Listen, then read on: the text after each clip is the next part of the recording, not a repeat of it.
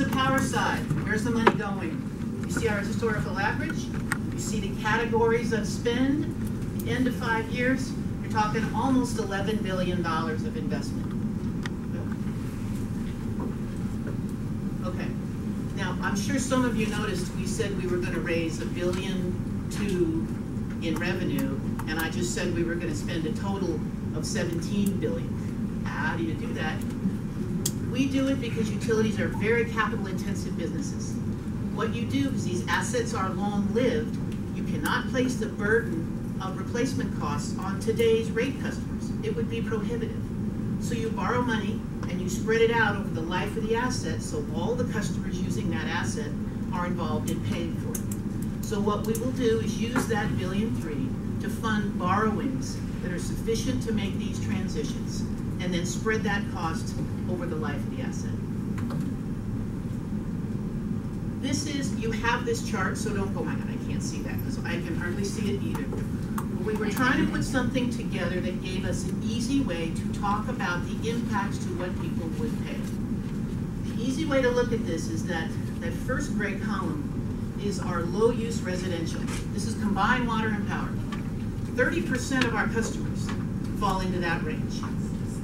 And if we go through the rate adjustment as we are recommending it, a person's bill in that category by the end of 5 years would be up by $9 a month. Okay? The next group is the typical resident.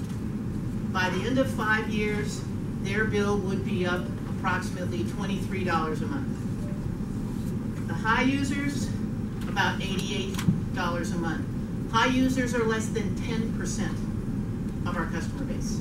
So the vast majority of our customers are in typical and low use.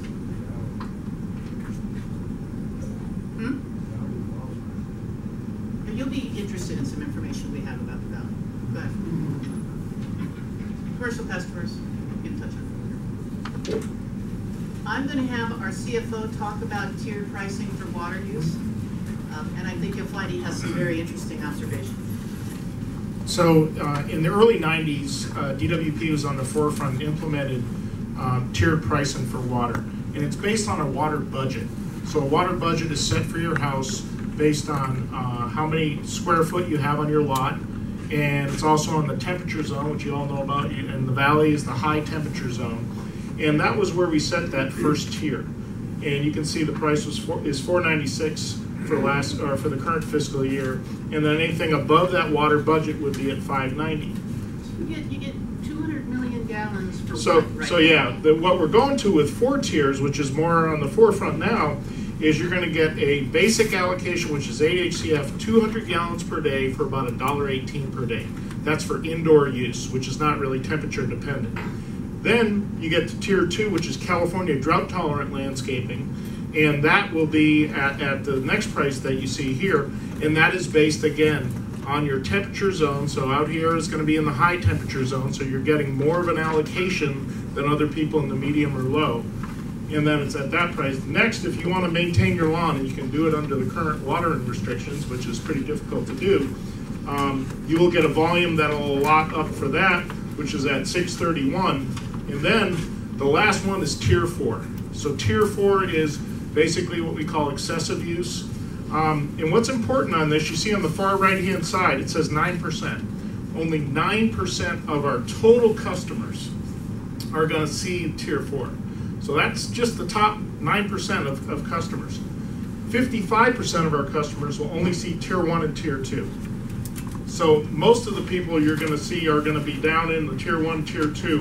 And when you look at the pricing, again, that's lower. It's getting higher, and the rates that Marcy showed before and you have in your packet include these different prices.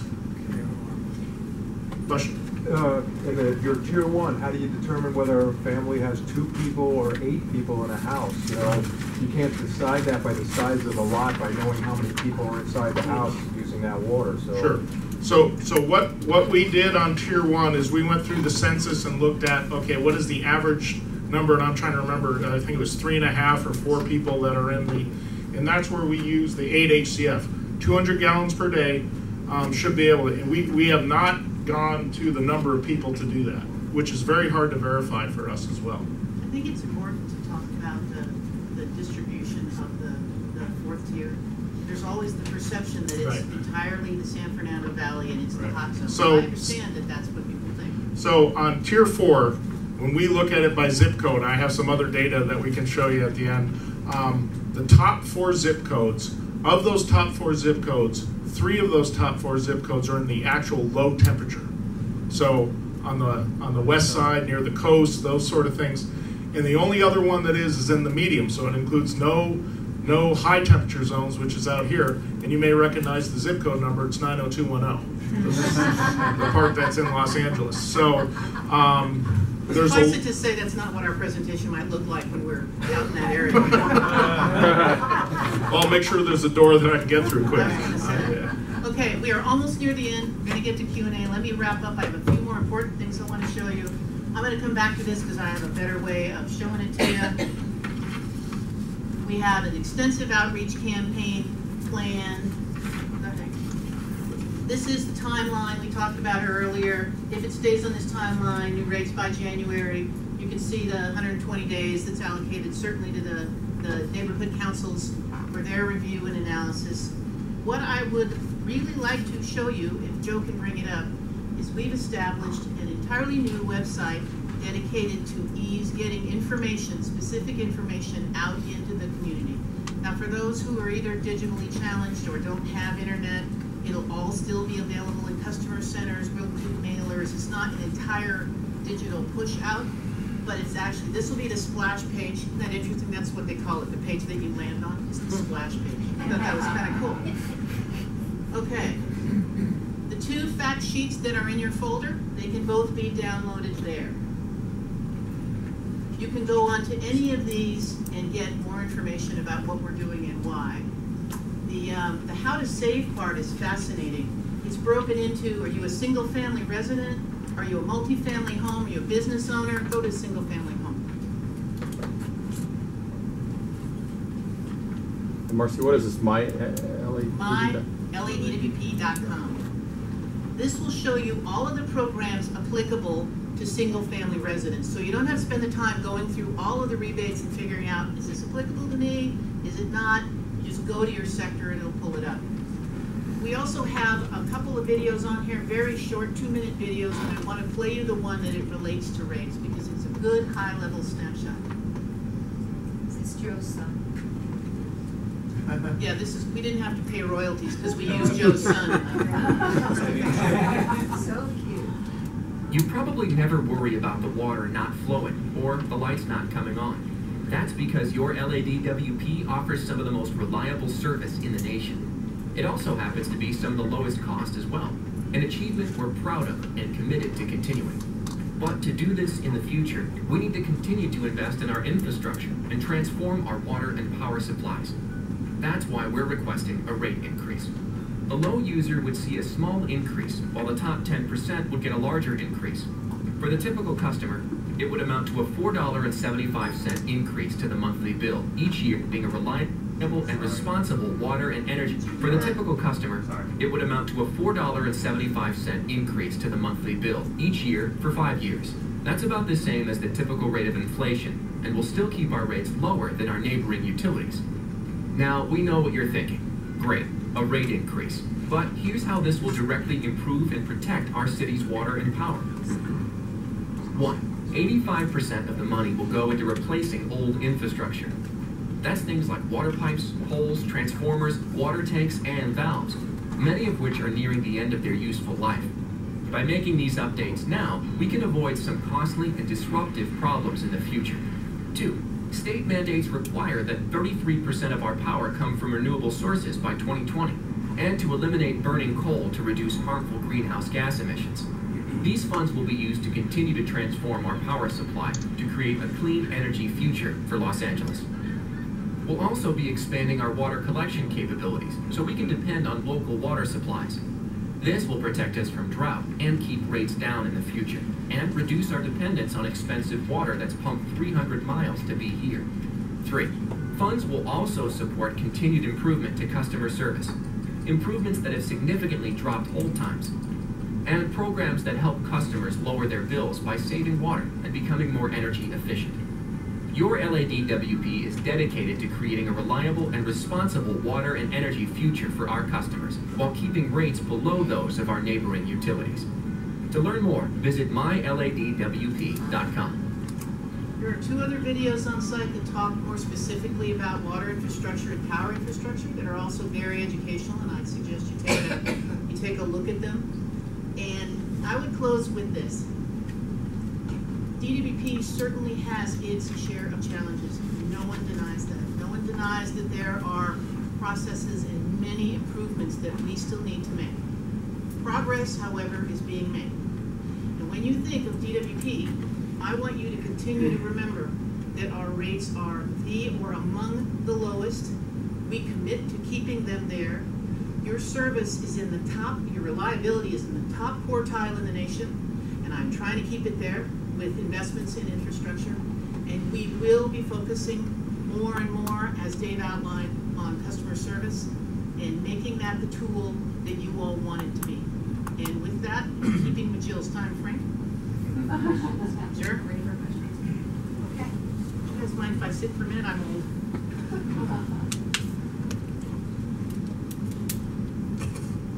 Marcy says she's old. Somebody just handed me this. I don't know if there's a hint to me. Pierce Brothers Cemetery discount. Wow. Jill, you're funny. So, I'll be here all night. no, it came to me.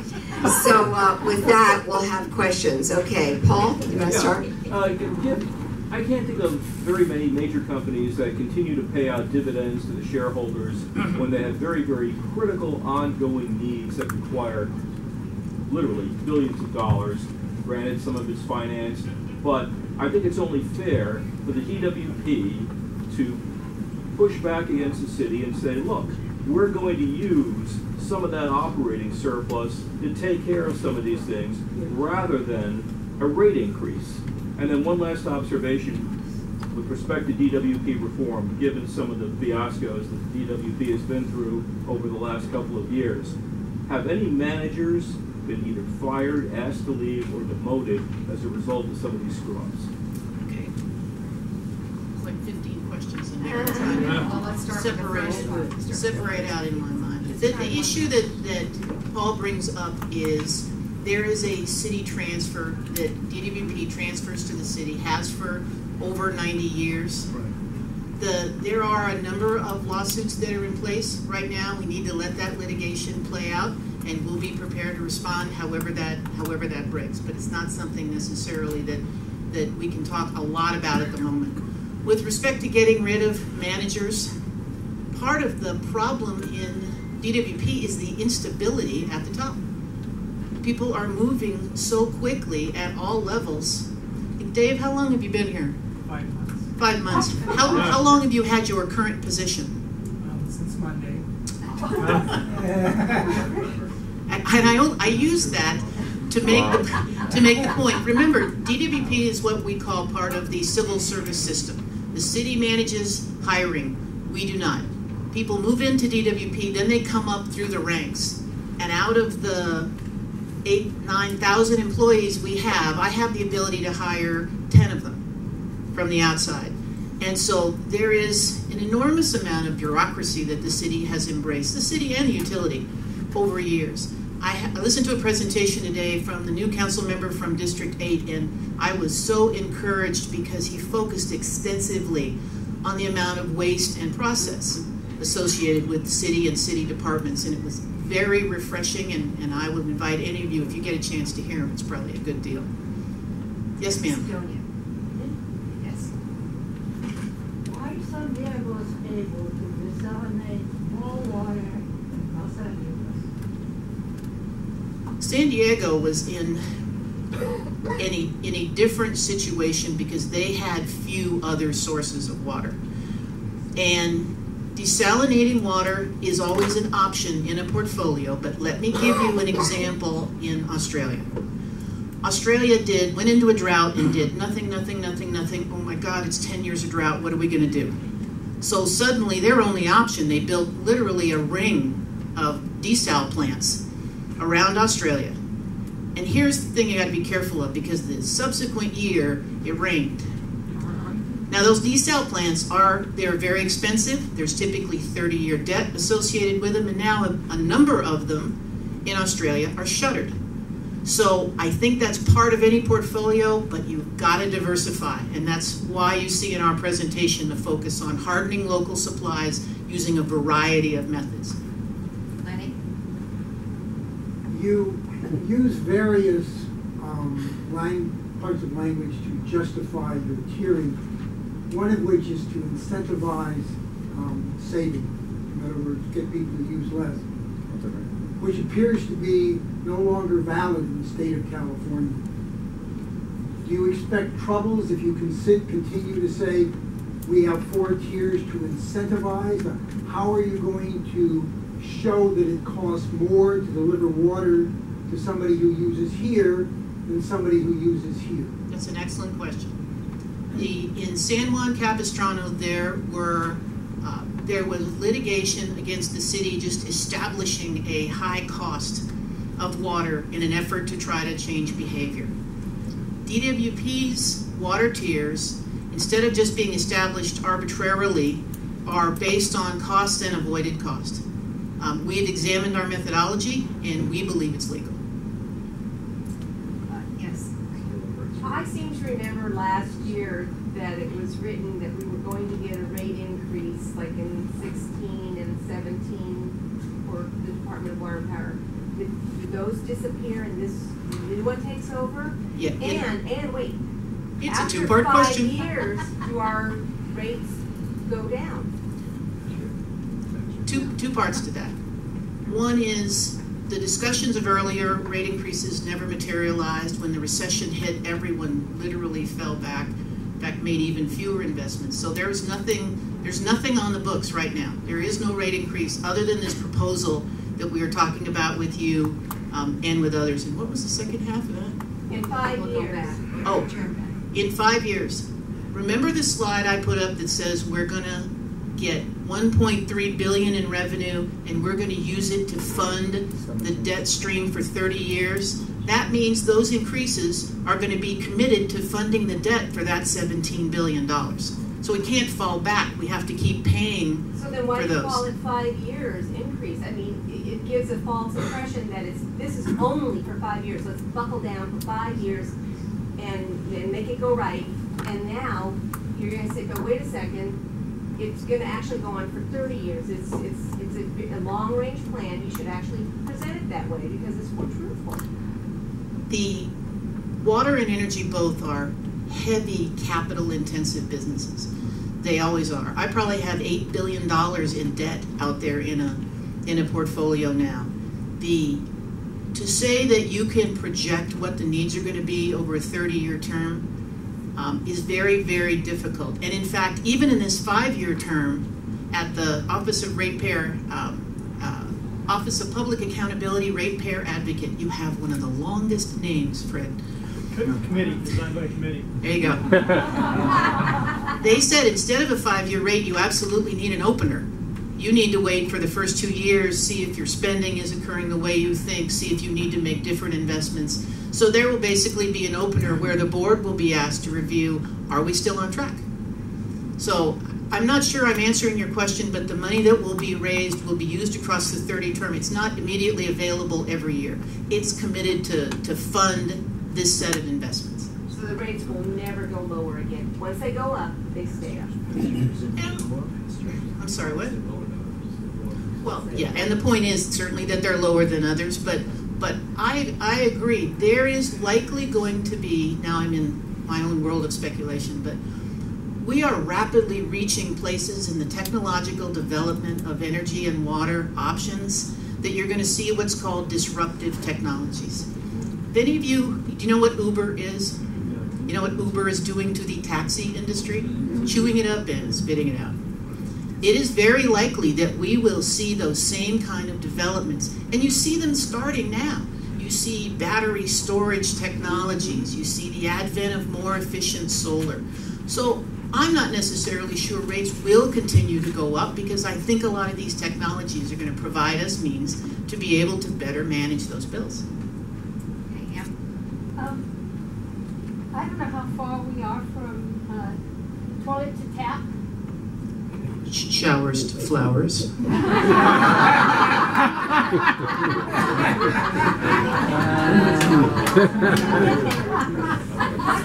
How much water will be, I'm really interested in having water that we have it for ourselves, not using it.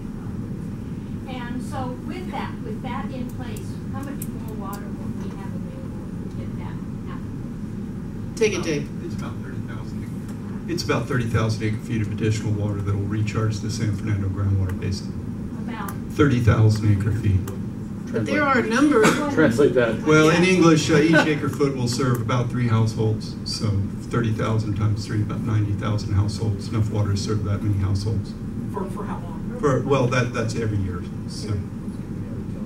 It's interesting, though. People are starting to fight over the effluent of sewage treatment plants because a lot of the macro projects that put it out into the ocean were costed out with 30-year money, and now people are sinking recycling plants in front of it.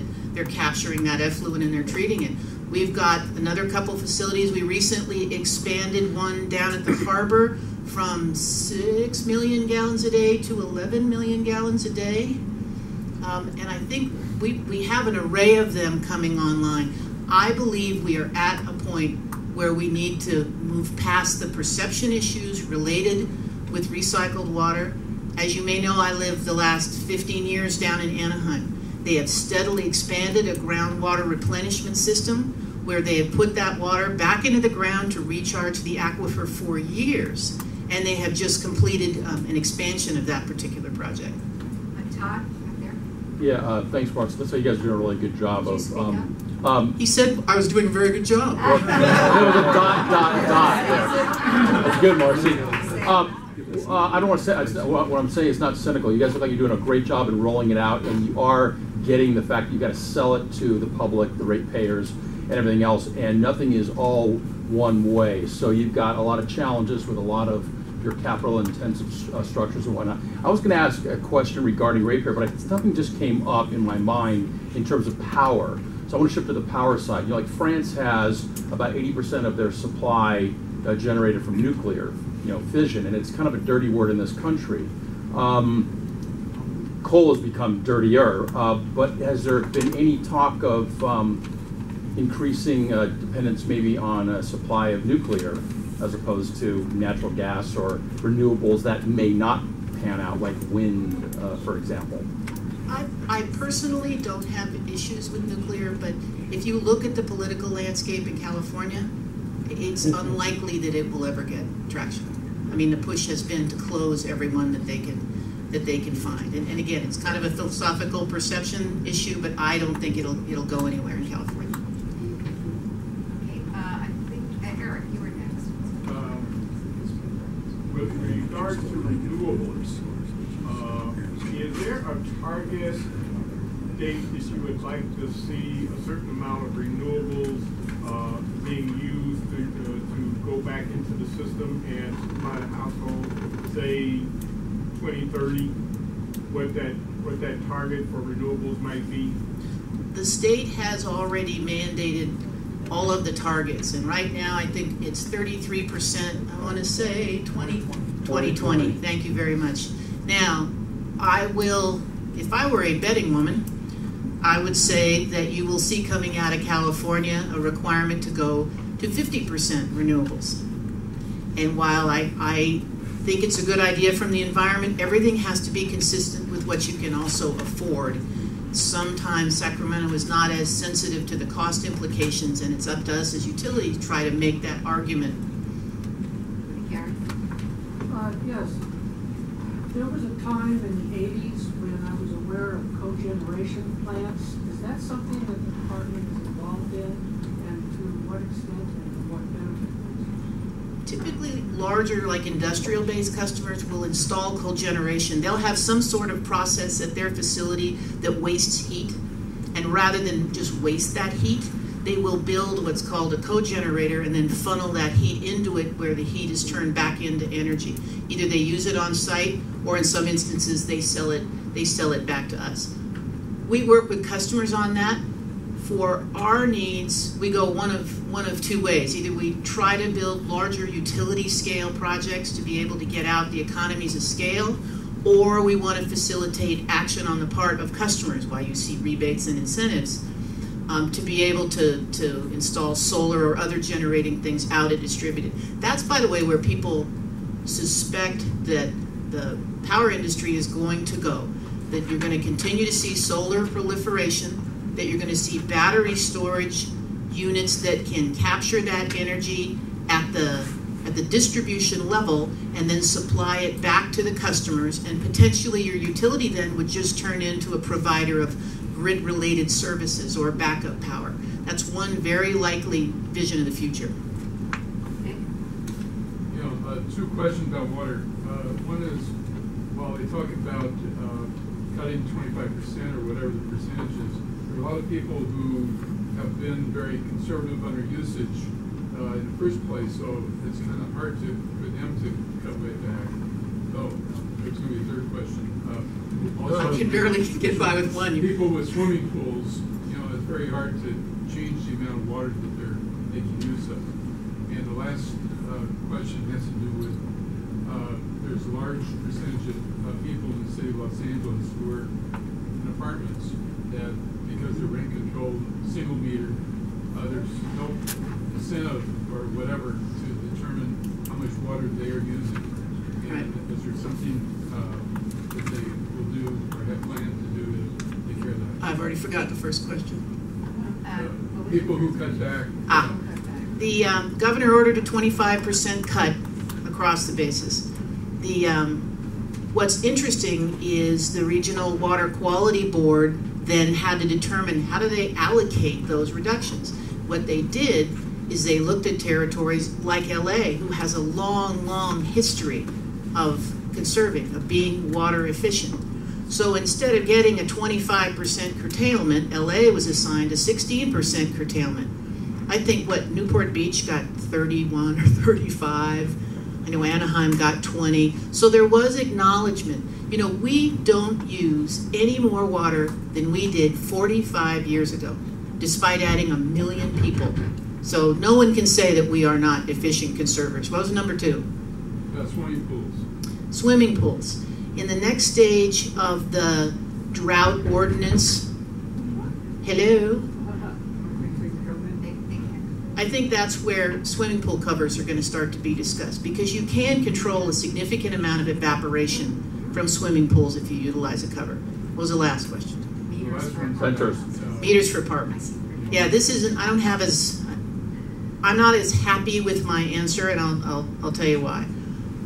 In part, the best bang for the buck is landscaping. Outside water use is where urban can capture far more economies of scale, because we've spent a lot of years installing toilet dams, or toilets you have to flush 4 times.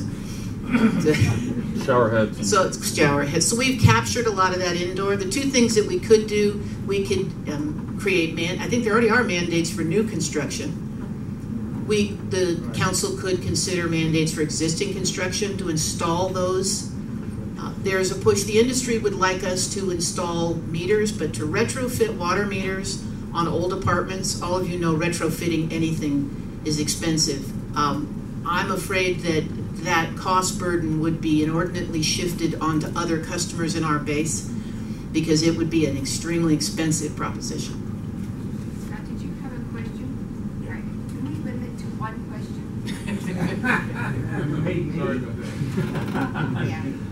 I think, talking to my neighbors, etc., there's a concern by Valley Ice that they're going to get hit. There's a form out here, especially on the water. And I looked at your chart, and a comment on the first one, the colored one, that showed 3.6, 3.8 on the water every year. You're comparing the increases to a drought year, and the next few years are all normal years. So we're going to have less net water purchases in the upcoming years. I think what the Valley people are going to need, like we asked for before, is more of a matrix of all the different combinations, such as heat zones and large lot sizes, and see for those. They aren't that hard to run, so people can actually look at where they are and what their usage is so that they can see it themselves. Because your water rate restructure is completely different. Power hasn't changed. Do you think we can get that? There is certainly a lot more capability to manipulate data. I would again make the point that Jeff was trying to make, that in that fourth tier, there aren't the top three aren't the hot zones. But I understand that people need to see the data analysis. One of the things that we are offering, we don't want to get inundated, but if you need to understand what the impact of this would be to you in specific, we're taking calls with our rate people who will take all of your data necessarily and run projections. We're getting closer to doing big data analysis. You know, we have multiple points and you can carve it, but I don't think we're there yet. We're focusing most of our information. It's only about 3 temperature zones and 3 lot sizes. Permutations aren't that many. Okay, what I would suggest is talk to Jeff offline and see what we already have, so we don't get too technical for the room. So I want to make sure you get that answered. Question that always keeps coming out from a lot of us, especially those that have conserved, that do have solar. DWP's source of revenue is power sales and water sales. We take on our lawns to save water. We put on solar panels to save electricity, and the rates keep going up. So it's hard to convince people that those are good things to do because it never reduces the rates. So the question is, what is DWP doing to keep that down? I know you showed some slides before. I've heard the argument that labor is only 10 to 12% of the overall bill. Closer to 20. Closer to 20, all right, that's a good number. But on the other hand, as was mentioned earlier, at some point, just turn everything off and our rates will still go up. Okay, so, first of all, on the water side, one of the biggest things is this is a line the South Coast Regional Water Management Group mentions. What's the average rainfall in our area? About 14.5 inches. And what is it during a drought? It's still, the average is 14.5 inches. We're talking about years and years and years of time, and trying to quantify just on a 4-year drought can really skew the information. So when we move back into wet weather, it will drive those met costs down dramatically, and we're leaving room in that, so the rates on the water side can go down. Power will take a bit more of background. We are still at the forefront of trying to marry power grid operations that have grown up over time with these new developing technologies like solar.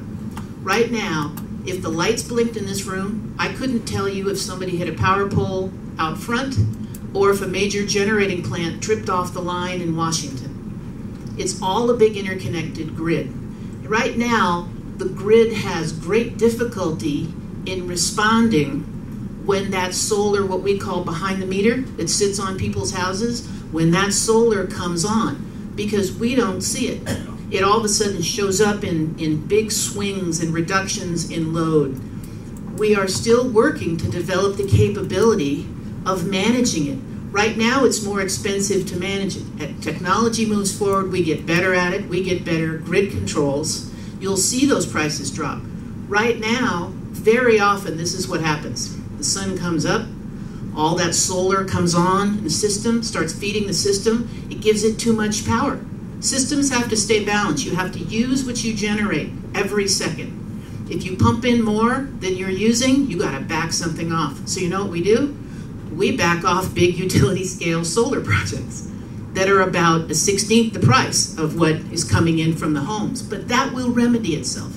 And we'll be able to capture those savings, and our residents will be able to capture those savings. Sounds too technical, sorry. Mark, and then Barry, and then Ron. Hi, I'm from Sunland, Tahunga, and at the periphery of the valley, especially the north end, we have one of the very few areas that has ranches and an extreme amount of equestrians. And they're finding that the increase in the rates of the water is a severe problem for them financially because they have to use a higher tier of water. And there should be some form of an allowance for people that are raising livestock or that have farms or equestrian type of homesteads. It's important everybody understand this is a zero-sum game. there's only so much water, and the discussion is how do you allocate it? And for every group that you allocate it to, somebody else is going to pick up the cost for that. I get the equestrian question a lot. I get the, I should get a dividend for my fruit trees, or I'm growing vegetables, and so I shouldn't have to pay the same. This is an issue, that's why these are public policy issues, so that we can have these discussions and debates as a group. I hear what you're saying, but there's also a competing amount. Environmental concerns. Do we take potable water and use it for environmental remediation, or do we instead use it in equestrian rates? You see the difficulty of the debate, and that's what you'll see ending up in the city council when we get there, these kind of questions. Because they're constituent questions, not so much technical. I'm Barry from West Hills. Hey, Barry from West Hills. I kind of fall into what you just said, what his question was. In West Hills, in Chatsworth, across the northern end of the valley, there's all these big construction projects that are now taking away from some of the watershed and putting more drainage into sewers. Also, the Chatsworth Reservoir is another quite other issue. What was watershed water that could have kept the reservoir at least existing is now going off into storm drains. There's these big pieces of equestrian property that these builders are buying and subdividing into small lots, again losing potential water flow down into the aquifer. What can be done about this to maybe somehow limit some of these big construction projects so that, or somehow change the drainage of these so that areas are, so the aquifers are still getting water, the Chatsworth Nature Preserve is still getting water. Yeah, no, thank you for that question, because we're just about ready to go before our board with our stormwater capture master plan. And that master plan has been recognized nationally by the American Academy of Environmental Engineers and Scientists. We got their grand prize award this year. That plan is the department's look ahead for 20 years on how we can do exactly what you described, which is get more stormwater into the groundwater basin. And in that plan, and you can see it, there's a draft at ladwp.com/SCMP, and you can look at the plan and see all the plans we have for trying to do exactly that, which is capture more rainwater and get it into our groundwater basin. Ron, you're next. Okay, drought shaming has become a thing on the internet. Every day we see a picture of some celebrity's home with lush green. Say Tom Selleck. It's a bad joke, sorry. We'll tell you about it later. Last night I saw where one celebrity was feeding his avocado tree. The point here is there are many of us browning our lawns and taking Navy showers. Can a cap be put on the total amount of water that is given to people, regardless of whether they can afford to pay for it? 90210 is one of the top users. Why does it have to be? I don't know to what extent they will be after they hit that Tier 4 excessive water use charges. And that's what that's intended for, is to drive those behavioral changes. I missed a question in there, I'm sorry. I'd like to call on Fred Pickle. I would like to call on Fred Pickle, too. All right, Fred, would you like to? Very briefly. Do you need a mic for? Do I need a mic? No. No? Yes. Yes.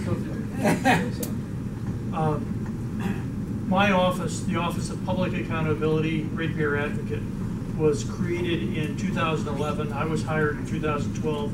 I spoke to this group at least a couple times in 2012 about reviewing the rate case in 2012. We now have a professional staff of 3, Camden Collins, Grant Hogue, and we'll be reviewing this rate proposal, and we'll be reporting back to the neighborhood council community on the results of our review.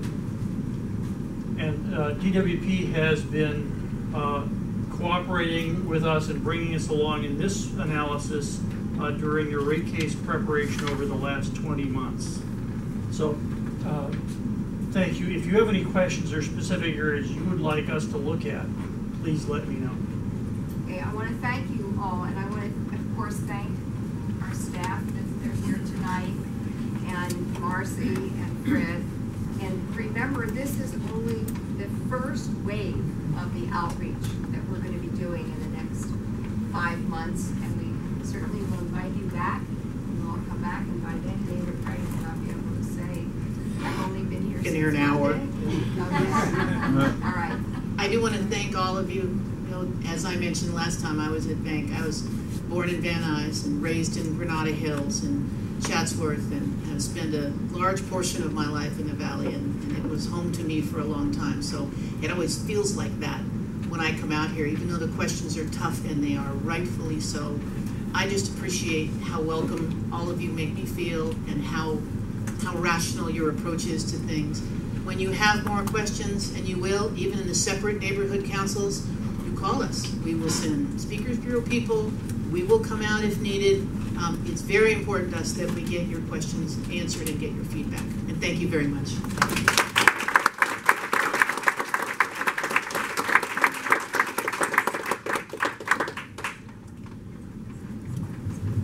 Just an hour exactly. Thank you, Marcy. This is your water.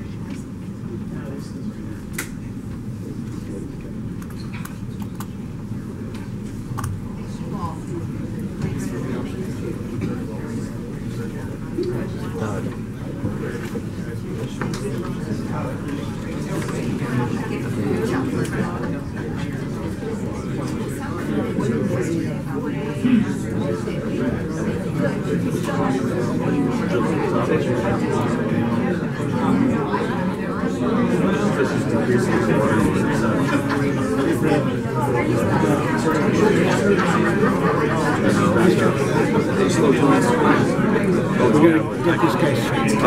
Is this yours?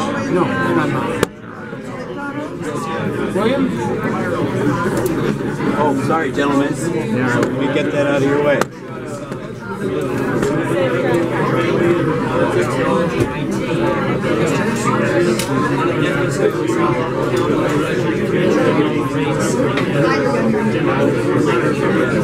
Are you